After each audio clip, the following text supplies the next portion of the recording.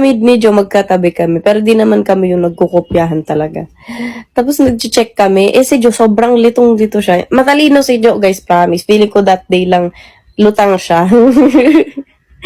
So, hindi na talaga magets. Tinuturuan ko siya. Tapos feeling ko, kahit yung pag-check niya sa akin, nagkamali siya.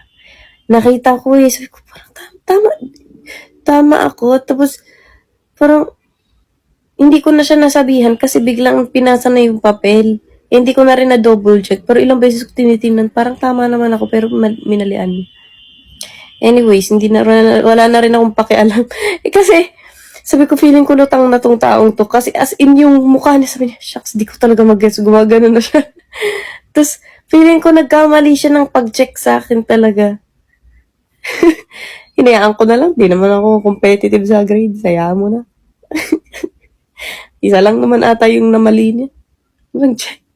Minalian niya ako dun sa last day. Sabi ko, parang tama naman yung sagot ko. Kaso pinasa na niya yung papel ko. Di ko na naano ulit. Hayaan mo na.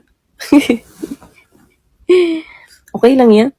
Ang importante, makagraduate kami.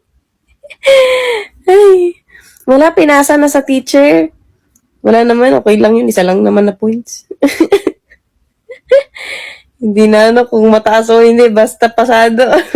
Hindi naman sobrang baba ng grades namin. Kaya okay lang. One mistake lang naman ata yung sa akin dun. Oo.